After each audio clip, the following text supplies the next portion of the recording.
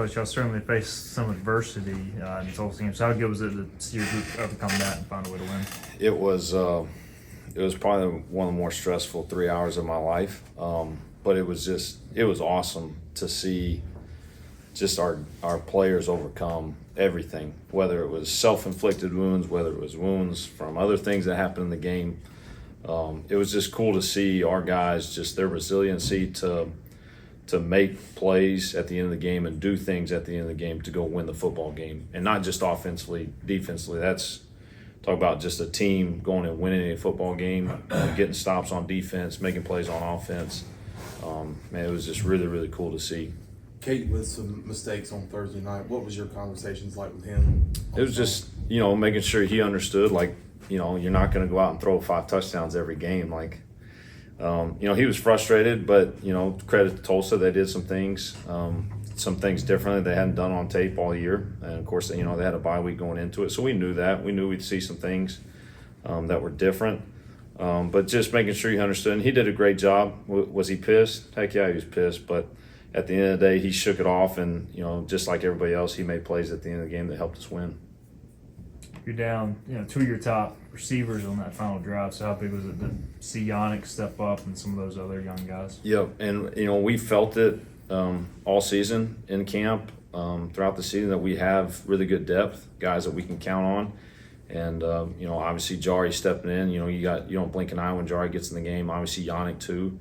Yannick making a huge catch there on that last drive to get us down on their side of the 50. But that's just, confidence in your guys. You see them do it in practice and have the confidence for them to go do it in a game. And that's where, that's a big time situation there in the game. You're driving down by 1 to try and go win it. And Caden didn't hesitate one bit. He knew he had a one-on-one and took it and gave Yannick a chance, and he made the play. You had so much success with the quick quarterback sneak, in fourth and third, or fourth and short, third and short. When you got down there that one time and didn't run that play, was that a fault that maybe 1 and 2, and then obviously bad things started happening right after that? Yeah, that was a bad sequence. Just and it's with a lot of people and even myself, you don't factor in is you just go from the high of, well, we just scored a touchdown and go up 14-3, and all of a sudden it's okay, now we got to reset. Okay, what's our, what do we want to go to on the 1 yard line? Didn't want to go to jumbo, our jumbo package yet. Wanted to get in 12 personnel and put a couple tight ends on the field and see if we could punch it in that way. We had a critical breakdown in the backfield that led to a negative play, and then a penalty that backed us up even more. And then obviously a turnover right there on second down. And so just a bad sequence of 3 plays right there. You can always sit there and play Monday morning quarterback wishing, I wish I would have just went jumbo there or this or that. But, you can't do that. We gotta overcome the situation. We got to take care of the football. Just go get us a few yards and let's kick a field goal. And it's not what we want. We'd always want a touchdown, but at least, it's a heck of a lot better than throwing a pick down there at that situation. Coach, mistakes aside, you still totaled 500 yards for the 3rd straight game. Is there a specific switch you point to that might have flipped over that time that you've seen over the last 3 games? Just our consistency of running the football. Those 5 up front, the running backs, those guys on the perimeter, because it's to run the football like that, that's a team effort. It's not just, it's not just those guys up front. It's not just those running backs doing a great job. It's a team effort. That to me that's the most important thing right now, is being able to hand the football off and make positive yards. And our running backs are doing a great job of seeing things. When they get in one-on-one situations, they're making guys miss, and that's what's leading to explosive runs. That to me is what has really made and will always make this thing go, is having the ability to run the football. So that to me has been the biggest thing for us. And then just, not in limiting turnovers. Now we turned the ball over the other night, but we were able to overcome it, with explosive plays and put ourselves in enough scoring opportunities. We've talked about the tight end depth, the wide receiver depth, but you mentioned how important running the football is. 3 straight games over 200 yards rushing. Yeah, the offensive line's been great, but it seems like there's no fall off in the line depending on who's in the backfield, and also no fall off at the running back position depending on who's in the backfield. Can you speak of the depth, especially some of these young guys like London Montgomery? Yeah, and it's huge. It's just huge in the sense of, I'm sure there's times like early in the game, people are probably like, well, where's Rajay at? Where's Rajay at? Well, we were glad we had Rajay in the fourth quarter. I know that. And that's where, we try and do a good job of rotating those guys because we trust all of them. It's not that we're just going to rotate. We trust London. We trust Marlon to take care of the football, to do what they're supposed to do, and they've earned the right to play. And so having the ability to rotate those guys early in the game, when you just watch the tape, you watch that fourth quarter, our guys look fresher. They just did. Rajay's out there making people miss. He's running through tackles. Because those guys on the other side, they've probably played at that point, 75, 80 snaps, where Rajay, he's probably on like his 25th, 30th snap, and he's able to stay fresh. So having that depth, being able to stay fresh, that's huge for us right now. In today's world of NIL and transfer portal, it's rare to see a player like Rajay Harris stick around in the program and be bought in for so long. What was it like seeing him? I know this is your first year in the program, but what was it like seeing him have such a great night on Thursday night? It's cool in the sense of, somebody like him that's overcome injuries, that's been through a lot in his career, and stayed loyal to a program. I have a lot of respect for those type of players that do that. And just, his smile is infectious. You see it every day, good or a bad day. I say he never has a bad day.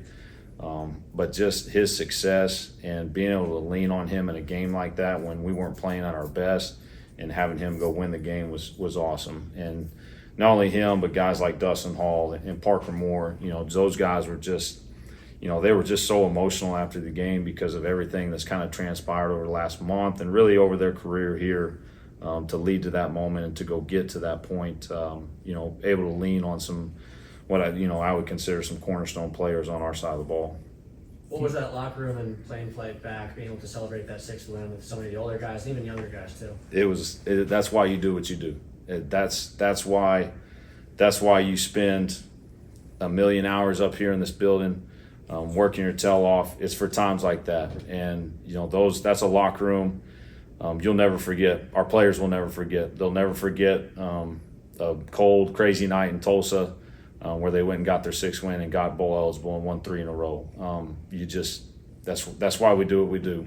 Coaches, college coaches, we're crazy for doing what we do, but that's why we do it. Is just the look. I'll never forget the look on some of those guys' face, just the joy that they had from accomplishing what they just accomplished. North Texas obviously makes the coordinator change. How difficult does that make on you trying to figure out what they might do? Yeah, I'll probably go find emo before the game and tell them how much I appreciate that. No, it is what it is. It's just, for us, it just emphasizes the focus on it's about us. And, they may come out and do something different, but at the end of the day, it doesn't matter. We got to go have great confidence in what we're doing and go execute our game plan. And whatever we may see. So it is what it is. We just faced somebody that came off a bye week and gave us something a little different. I'm sure we'll see something different from B.O. He's been in some different schemes at USC and Washington State and Mizzou, some different spots. So, we'll see what we see, and we'll adjust to it. We're going to have to do a great job as coaches and as players communicating on the sideline after those first few drives and see what it is and then go attack it. Y'all popped some runs on 3rd and long this year. Just what was kind of that chess match like from you, like trying to guess when you might be getting a good opportunity to pop one there? Yeah, that's really kind of planned out, just from a standpoint of just what we're trying to accomplish as far as, are we going for it on 4th down, are we not? Blake has done a great job of just communicating with me within drives of, hey, what's our game plan here? Are we trying to get a 1st down on 3rd down, or do I have 2 downs to go play with it? And when you can call a game like that, that makes it hard on a defense, because now they don't know if they're really defending a true 3rd down, or they, in our mind, defending like a 2nd and 9 or a 2nd and 7. So it's opened up the playbook for us a little bit, and it's allowed us to be a little more flexible in what we do. And we've reaped the benefits of it in these last 3 games. I mean, we've ripped off big, 3rd and 8, 3rd and 9 runs for 1st downs, and then obviously a touchdown the other night on a 3rd and 9. And I know 3-4 weeks ago this thing could have gone a multitude of ways. Do you feel like you guys as a staff, with Blake getting some buzz, are kind of playing for him at this point too, or is it still kind of focused on the players? Just your mindset there. It doesn't change. It's still all about the players. And is there more buzz and noise out there? Probably. You know, obviously I don't see it. I don't read it. Our focus has to be on the players. And the second that it's not on the players, you know, that's when bad things happen. And that's when a lack of focus, that's when you start listening to the outside world and things that at the end of the day don't really matter. The only thing that matters for us is these players and making sure that we're doing our job. And even if they were to tell us the first day, hey, Blake, you don't have a shot at this job, it wouldn't change our approach, because at the end of the day, it's about the players. And I want these players to freaking win every game that we have. And so, you know, is there buzz? I'm sure, but it wouldn't change one thing of how we approach the day. You know, every coach on this staff is still going to be here at 6 a.m., you know, trying to do their very best to make sure we go win every one of these football games. Did you partake in the cigar celebration, Matt? I partook in a cigar.